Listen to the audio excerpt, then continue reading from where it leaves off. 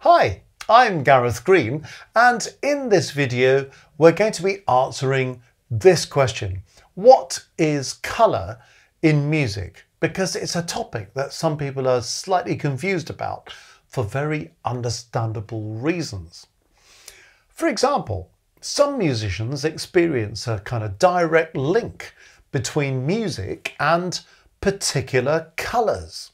In other words, they hear certain notes or certain chords or certain keys, and that makes them think, oh, that's a purple chord, or that's a red key, or that's a pink note.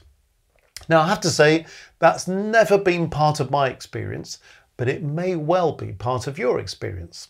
Doesn't matter if it is or it isn't, but it's often referred to as synesthesia. So it's a kind of association between music and colour.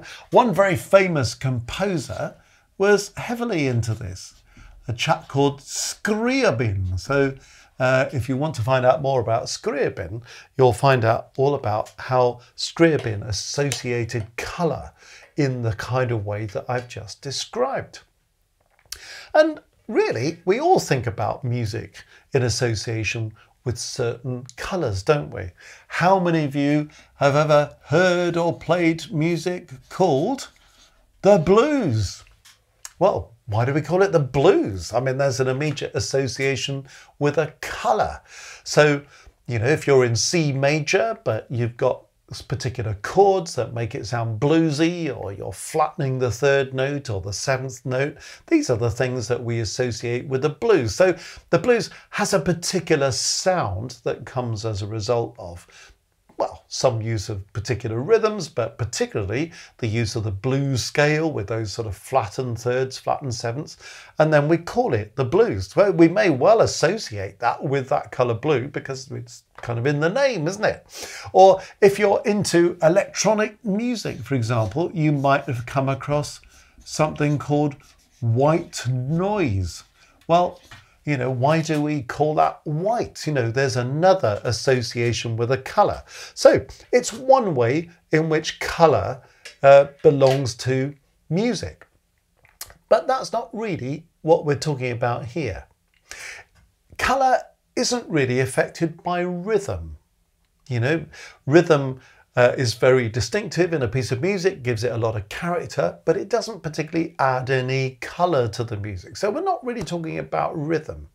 We're not really talking about melody either, except to say that the colour, the quality of the sound, will be different between one instrument and another.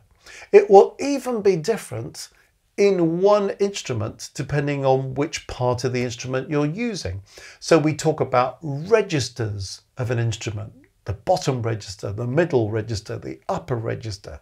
So when you have an instrument like the clarinet, for example, the bottom register, also known as the shallow register, has a particularly kind of warm kind of sound to it.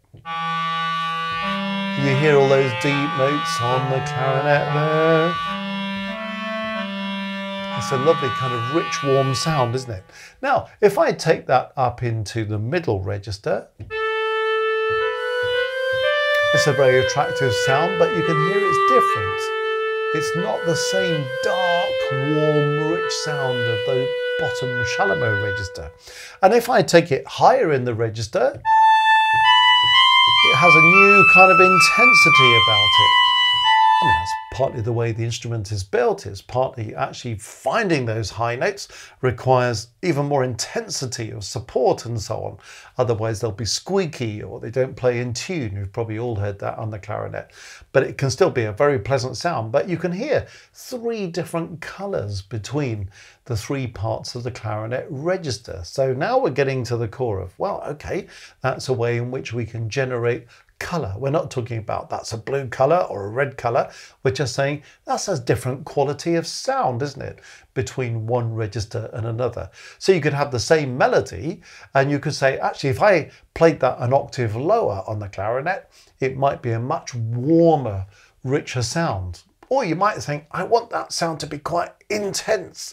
So you might play it higher because then you'll feel a bit more of that intensity in the colour of the sound.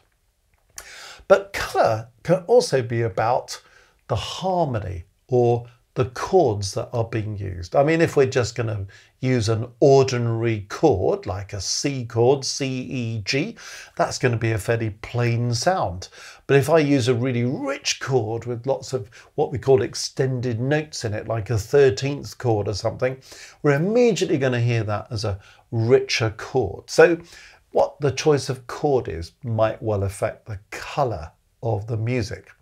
It might, to some extent, be about the texture.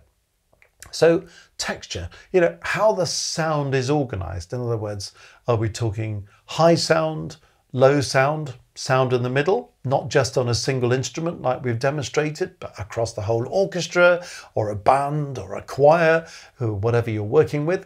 What about thick and thin sounds? Have we got the whole orchestra or the whole wind band playing at the same time? Very thick sounds, lots of notes in the chords. Or is it a very thin sound? Maybe just one instrument playing on its own without any accompanying stuff going on at all? Or just two instruments or two lines on a piano or something?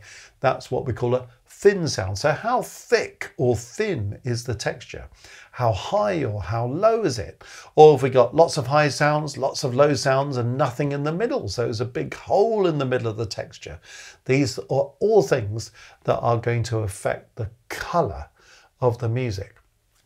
Okay, well, there's a huge amount of colour though about this matter of tone, where the sound that any musician is going to produce, a singer, an instrumentalist. So we've probably all heard the beginner violinist, and you may well have been a beginner violinist yourself. I have nothing against beginner violinists at all. In fact, I'm full of respect for them because it's a very difficult instrument to play well. But when you start playing the violin, you get that kind of rather horrible, scratchy noise where someone is dragging a bow across the strings and probably pressing a bit too hard, and it kind of goes, and you get that horrible sound. And then every time the bow changes, you kind of feel this sound. Not very pleasant to listen to, is it? So that, if you like, is a particular colour, but it's not a very pleasant colour to listen to. But what happens as the violinist improves? They start listening more to that sound. They want to do something about it because they don't like the sound very much. They learn to control the bow better, so they get a bit more technical ability and confidence. And gradually that sound improves. It's not just the violin. If you've ever heard a beginner oboist, that's another fairly excruciating sound at first, where it sounds like there's a duck in great pain coming across to you. And suddenly, as we go, that sound can begin to improve, and then we get a better quality of sound. And as it continues to improve, a player discovers all these opportunities for colour. You know, the way you attack the note, the dynamic, the way you produce the sound, all affects the colour of the sound. So the colour of a note played on one instrument obviously sounds very different to the same note being sung or played on a different instrument. So, you know, for example, the violin will produce a brighter sound than the flute. Well, there are reasons for that. You know, it's made of different materials, it's played in a very different way, but it's also about the fact that the violin's got a higher frequency range. So there's the violin. There's the flute playing the same notes. It's a totally different sound. Hopefully you can recognize the violin and then the flute as different instruments, totally different sounds, but you hear the impact of color is very different. So if a composer puts that little melody on the violin, it's going to have a very different impact than the composer putting that same melody on the flute. It affects the color of the music. When the trumpet's played, the colours affected by how fast or slow the sound waves are coming out of the instrument. The trumpet can create sound waves that travel through the air at a faster frequency than happens on the French horn, for example. So you get those slower waves of the French horn, gives you a different colour again.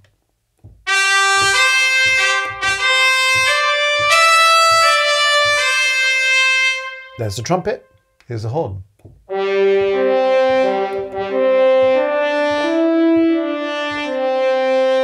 So they're both brass instruments, but you can hear immediately there's a very different sound. Even that, you can play brass instruments in a more brassy way with kind of clearer attack and a bigger impact, or you can play them in a more rounded, warmer kind of way. So there are different ways of actually producing sounds in those brass instruments, but you hear there's a fundamental difference even between two different brass instruments there. So all these resulting colours profoundly affect the decisions that are being made by composers, arrangers, orchestrators when it comes to deciding which instruments play what. Quite a lot of people, when they're writing music for a group of instruments, just kind of give everybody notes all the time. Well, it might be all right, but it's not actually exploring any variety of colour, because if everybody's playing all the time, well, kind of the colour's the same all the way through the piece. So no matter how wonderful the melody is, no matter how exciting the rhythm is, or the tempo, or how varied the dynamics are, actually you're kind of stuck with this kind of one sound, this monochrome sound. So the piece is never going to be really engaging. The trick when you're working with a group of instruments or a group of singers is to vary how it's being used. So if you've got an orchestra where you have the strings playing this bit, then the wind play a little bit, then maybe you have a few chords on the brass, that bit of percussion comes in, and then you have a melody on the flute accompanied by the strings. So you're spending your whole time varying the colour, the impact of these different combinations of instruments. And of course, the colour of that sound can be varied in so many different ways. I mean, you can shape a note with a crescendo or a diminuendo, or doing a bit of both. You can apply vibrato to a sound. So a straight sound or a vibrato is going to affect the colour of a note. Even within the vibrato, you can change the intensity or the speed of the vibrato. That will give us different colours. The quality of the sound is going to be different if the note's played loudly or played quietly. The attack at the beginning of a note, that's going to affect the colour of the sound. So there's a huge amount going on here, isn't it? A huge number of decisions for a composer to make, and for individual instrumentalists or singers who are interpreting the music. So every instrument, every voice has what we call a fundamental tone colour, but there are many things that can vary that fundamental tone colour. For example, we can get into physics here. The number of overtones created by a sound wave will change the colour of the sound. Using a mute in an instrument is going to change the colour of a sound. Playing pizzicato on strings will change the colour of the sound. Here's a kind of string sound that's being played with the bow, what we call arco. Here it is again, played pizzicato. So now the strings are being plucked. It's a totally different sound, isn't it? So that's useful. If you're playing the organ, well, it's one instrument, but you've got lots of different stops, lots of different sounds on the organ. You could have something very quiet and fluty. You could have something that blows your head off, it's so loud, or something that's very kind of trumpety or something. So the sounds that you can produce within the same instrument or group of instruments.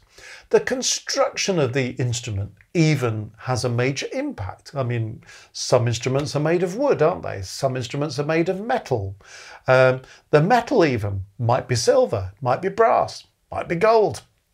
You might have synthetic materials like plastic instruments, They all create a different sound. So it's one reason why, for example, if you have all the strings playing together in the orchestra, like I've just demonstrated there, you get this kind of what we call a homogeneous sound. In other words, it's kind of a sound that belongs and blends together, because all the string instruments are fundamentally made in the same way, aren't they? They're all made of wood, they've all got strings, they've got bows, or they're all plucked, or whatever you want to do. So you can get a really homogeneous, blended sound. Actually, with the wind section, it's rather different. You know, the flute doesn't have a reed and you kind of blow across a hole. The clarinet has a single reed. The oboe and the bassoon have double reeds, you know, so they've got different ways of playing, very different kind of sound. So in a way, the wind section is less homogeneous. It's often works really well to have the wind section playing as a block of sound, but also to have solo instruments from within the wind section playing with this more homogeneous string sound. It's why the strings are the kind of basis of the orchestra, because you've got this homogeneous sound that you can build other colours on. You might want to have a really warm, silky sound for an emotional, romantic piece or a bit of soft jazz or something. Or you might want a much more edgy sound if you're playing thrash metal or something, or creating a horror film score. You know, you'd need something that makes a different kind of impact, wouldn't you? So you can change the colour by using different combinations of instruments, the individual ranges of instruments, the attack, the dynamic, different playing techniques, mutes or not mutes, bowed strings, pizzicato strings. But one thing's for sure, the tone colour that results from all of that profoundly affects the mood of the music and therefore the emotional response of the listener. So this is why colour in music is so important. Now, if you're looking for words to describe colour, we've used some, haven't we, already? Words like dark and warm. You could say a sound is quite reedy, or the sound is quite bright. You could say it's a very clear sound, or you could say it's a very harsh sound or a strident sound, or you could say that's a very breathy sound. You could say it's warm, it's rounded. You could say this is quite piercing. You could say it's thin or it's thick. We've talked about that. You could say it's a rather pale sound. You could say it's a clean sound. You could say it's a full sound. I mean, I'm just giving you all these words because they're different ways that you can describe colour. You're not trying to describe it as blue or white. You're thinking about, well, what's the impact of the quality of the tone and the colour of the sound? And that's how we might want to talk about it. So you can experiment with all of this stuff in maybe music that you're writing yourself. Just think, okay, I've got this idea, it might be a melody, might be a series of chords or something. Well, what happens if I assign that melody to different instruments? What's the impact of having it on the violin or the flute or the trumpet or the French horn or whatever? How many notes are there in the chord? Is the chord widely spaced, or is it all packed into the middle? Is it a thin chord? Is it a thick chord? What's the dynamic? What's the attack? Where are we playing in the register? These are all things that affect the colour in the music. So colours are a really critical tool for composers to use. So if you're a composer, you'll be wanting to think about the impact of colour. If you're listening to music and trying to sort of put words on what's going on, you'll be wanting to think about how is the colour achieved in this piece and what's the impact of that. So it's something that performers need to think about as well. So whether we're composers, we're just listening to music and enjoying it, or whether we're performing it, we're thinking about this aspect of colour all the time because it profoundly affects the musical and emotional impact of what we're doing. So, important topic, colour in music. Well, if you've enjoyed this video, you might want to go to the Music Matters website, www.mmcourses.co.uk. If you get there, you might click on Maestros, which is our international community of like-minded musicians. Very exciting things going on in Maestros. So if you have a look, lots of perks there. 3 different levels of Maestro membership, starting from a kind of low-key support, but moving up to levels 2 and 3. They're not ability-based, but level 2, for example, gives you access to a monthly live stream where I put a really solid hour of teaching input in on a subject of interest. People often request the topics and we try to respond to that. So it's a great chance to do a bit of learning, meet with other musicians, ask questions in a live chat, that kind of thing. Then we have the level 3 group. So if you're a composer wanting to submit your own composition or arrangement or harmony exercise or whatever, or a performer and you want to submit your own performance of something, I'll give you one-to-one feedback on all of that. We'll share it in the group, learn from each other. It's a wonderful community. People just love being members of Maestro. So do have a look at that and see if it might be something you're interested in. Also click on courses. You'll find we've got loads of courses on lots of different aspects of music, from theory to analysis to orchestration to oral work, all sorts of things, all designed to help empower the musician. So I think that could be something that could be of great benefit. So do have a look and see what's there and come and join our wonderful international community.